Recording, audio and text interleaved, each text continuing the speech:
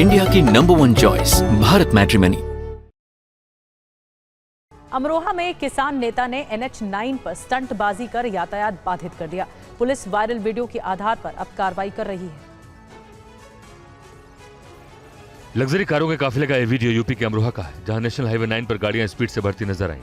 Car की खिड़की से किसान नेता और उनके कई समर्थक बाहर लटक कर हवा में हाथ लहराते हुए खतरनाक स्टंट करते नजर आए। नेताजी के समर्थक जोर जोर से नारे लगाते रहे और नेताजी स्टंट करते रहे। सोशल मीडिया पर पोस्ट किए गए वीडियो में गाने भी डाले गए। गाड़ी और स्टंटबाजी के चलते हाईवे पर ट्रैफिक बाधित रहा और लोगों को परेशानियों का सामना करना पड़ा। प्रशासन और पुलिस पर रौब जमाने के मकसद से हाईवे पर किसान नेता और उनके समर्थकों ने खतरनाक स्टंट किए।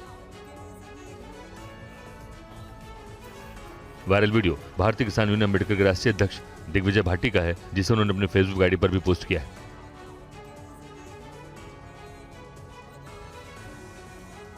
वीडियो वायरल होने के बाद प्रशासन और पुलिस भी हरकत में आए। अधिकारियों के कहना है कि वीडियो के आधार पर मामले की जांच की जा रही है। नियमों का उल्लंघन करने वालों के खिलाफ सख्त कानूनी कार्रवाई की जाएगी।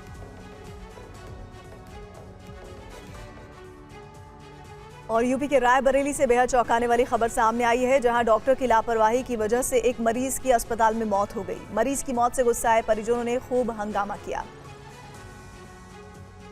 रायबरेली शहर का जेल रोड इलाका, इसी अस्पताल में दीपक गुप्ता नाम के एक युवक का ऑपरेशन हुआ, लेकिन उसकी हालत सुधरने के बजाय और बिगड़ गई। डॉक्टर ने दीपक को लखनऊ रेफर कर दिया, लेकिन अफसोस लखनऊ में दीपक की मौत हो गई। जैसे ही दीपक का शव वापस लाया गया तो नाराज परिजन रायबरेली के उस अस्पताल के पास पहुंच गए जहां उसका ऑपरेशन हुआ था। इसके बाद जमकर पत्थरबाजी की गई, अस्पताल में तोड़फोड़ की गई और सड़क को जाम कर दिया गया। इन तस्वीरों को देखकर हालात का आप सहज ही अंदाजा लगा सकते हैं। आरोप है कि इस अस्पताल के डॉक्टरों ने एक साथ 2 ऑपरेशन कर दिए। हम चाह रहे हैं कि ताला बंद हो। यहाँ 3-4 बार हो चुका है, लाइसेंस ले लेके चला रहे हैं नए नए नाम से, ये बंद होना चाहिए। पैसे वाली भी बात, पैसे के लिए भी कहा कि ऑफर ये लोग देने के लिए इन लोगों को कह रहे थे कि हम मदद करेंगे, सब करेंगे। और जो डॉक्टर साहब जो ऑपरेशन किए हैं लखनऊ से, वो हमको धर्मवीर सिंह, वो बराबर फोन पे धमकी दी, हमारे पास रिकॉर्डिंग भी है। 22 साल के दीपक गुप्ता के साथ जो कुछ हुआ वो घटना बताती है कि अगर डॉक्टर ऐसी लापरवाही करने लगे जैसे किसी मरीज की जान चली जाए, तो फिर ऐसे मरीज अपनी बीमारी के इलाज के लिए कहाँ जाए। साउथ की एक्ट्रेस निधि अग्रवाल भीड़ में फंस गई। हैदराबाद में एक कार्यक्रम में वो शामिल हुई थी।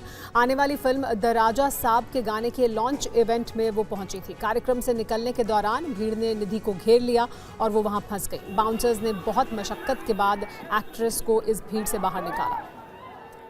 ये तस्वीरें आप देख रहे हैं निधि अग्रवाल की, यहाँ पर लॉन्च इवेंट के लिए पहुंची थी अपने गाने के, लेकिन देखिए किस तरह से भीड़ के बीच फंस गई और जद्दोजहद करनी पड़ी। जो बाउंसर्स उनके साथ मौजूद थे उन्हें भी कड़ी मशक्कत के बाद ही उन्हें वहाँ से बाहर निकाला जा सका। देखिए किस तरह से वो यहाँ से भीड़ से वो मुश्किल तमाम बाहर निकली। हैदराबाद का यह मंजर कितना खौफनाक था, इसका अंदाजा इन तस्वीरों से लगाया जा सकता है। हजारों की भीड़ नजर आ रही है। भीड़ में एक्ट्रेस निधि अग्रवाल असहाय सी देखी जा सकती हैं। यहाँ तक उनके कपड़े तक फट गए। जैसे तैसे खुद को संभाला और बाउंसर के साथ कुछ लोगों की मदद से कार तक पहुंच पाई, जिसके बाद एक्ट्रेस निधि अग्रवाल ने राहत की सांस ली। हालांकि कार में बैठने के बाद भी निधि अग्रवाल डरी और सहमी हुई नजर आई। बता दें कि निधि अग्रवाल ने अपने करियर की शुरुआत 2017 में हिंदी फिल्म मुन्ना माइकल से की थी। इस फिल्म में उन्होंने टाइगर श्रॉफ के अपोजिट काम किया था। इसके बाद उन्होंने तेलुगु सिनेमा में कदम रखा। उनकी पहली तेलुगु फिल्म व्यवसायची थी। वहीं उन्हें खास पहचान मिली आई स्मार्ट शंकर से। इसके अलावा उन्होंने तेलुगु फिल्म हरिहर वीरा मल्लू और तमिल फिल्म ईश्वरन में भी काम किया। अब वो हॉरर कॉमेडी फिल्म द राजा साहब में नजर आएंगी। इसमें प्रभास और निधि अग्रवाल के अलावा संजय दत्त, मालविका मोहनन और रिद्धि कुमार भी हैं। ये फिल्म 9 जनवरी को रिलीज होने वाली है।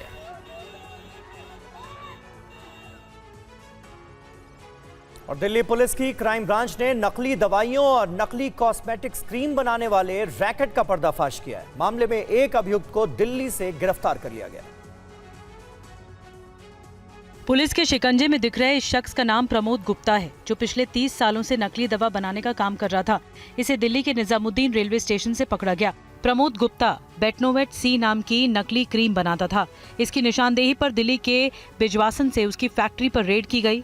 पुलिस ने फैक्ट्री से पैकेजिंग का सामान, नकली दवाइयां, क्रीम बनाने वाली मशीन बरामद की है। हमें काफी भारी मात्रा में रॉ मटेरियल मिला है। आपको बता दूं करीब 600 किलो स्टेरिक एसिड मिला है, जिससे करीब 50,000 ट्यूब्स बेटनोवेट की बनाई जा सकती हैं। जो रॉ मटेरियल तैयार किया था इस व्यक्ति ने पहले, बेटनोवेट सी, वो जब इसके साथी पकड़े गए तो इसने करीब 25 कार्टन, करीब 20 से 25,000 ट्यूब्स रहे होंगे उसमें, वो इसने जला दिया अपनी फैक्ट्री पर।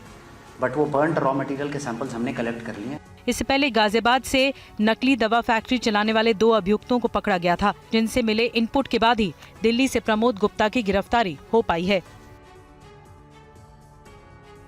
और आपको बता दें, बड़ी खबर है, आज ही राज्यसभा से पास होगा जी राम जी बिल। राज्यसभा में बिल पर चर्चा के लिए 8 घंटे का वक्त दिया गया है। हंगामे के बीच लोकसभा से बिल पास हो चुका है।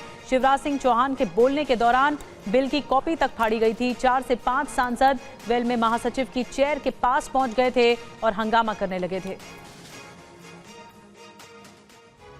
को समृद्ध करने का काम। ये तस्वीर उस वक्त की है जब केंद्रीय कृषि मंत्री शिवराज सिंह चौहान जी राम जी बिल पर चर्चा का जवाब दे रहे थे।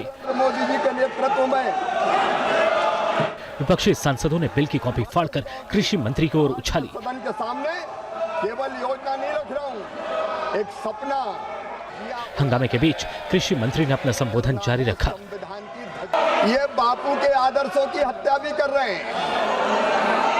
अपनी बात सुना दो और हमारी ना सुनो, ये भी तो हिंसा है। माननीय अध्यक्ष महोदय, भारतीय जनता पार्टी ने अपनी पंच निष्ठाओं में गांधी जी के सामाजिक आर्थिक दर्शन को स्थान दिया है। हम गांधी जी के आदर्शों पर चलने वाले हैं। विपक्षी सांसदों के रवैये से स्पीकर बेहद नाराज हुए। आपको देश की जनता ने कागज फेंकने के लिए नहीं भेजा है, आपको चर्चा करने के लिए भेजा है। लोकसभा से जी राम जी बिल पास होने के बाद प्रियंका गांधी ने कहा कि इससे मनरेगा खत्म होने जा रहा है। उन्होंने विपक्षी सरकारों से इस बिल का विरोध करने की अपील भी की।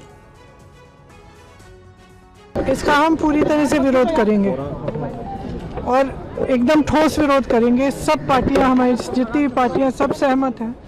इस बिल से मनरेगा खत्म होने जा रहा है। आप किसी भी तरह से इसको देखें और जो समझदार आदमी है, जो ये 100 दिन से 125 दिन वाला जो है, ये चालाकी है। अगर इस बिल को कोई भी पढ़ेगा, ये साफ साफ स्पष्ट समझ आएगा कि इस बिल से आने वाले महीनों में ये पूरी स्कीम खत्म हो जाएगी। क्योंकि जैसे ही ये बोझ प्रदेश की सरकारों पर पड़ेगा कि इतना पैसा प्रदेश की सरकारों को देना है, वैसे ही आस्ते आस्ते ये स्कीम खत्म हो जाएगी। क्योंकि प्रदेश की सरकारों के पास इतना पैसा है नहीं, खास तौर से जो प्रदेश जिनमें सबसे ज़्यादा स्कीम की ज़रूरत है। और ये सबसे गरीब से गरीब जो हिंदुस्तानी है, गरीब से गरीब जो हमारा भारतीय नागरिक है, जिसको कुछ नहीं मिलता, कम से कम ये 100 दिन का जो रोज़गार था उसका सहारा था। तो ये एकदम श्रमिकों के खिलाफ है, मजदूरों के खिलाफ है, गरीबों के खिलाफ है और इसका हम सख्त से सख्त विरोध करेंगे। इंडिया की नंबर 1 चॉइस भारत मैट्रिमनी।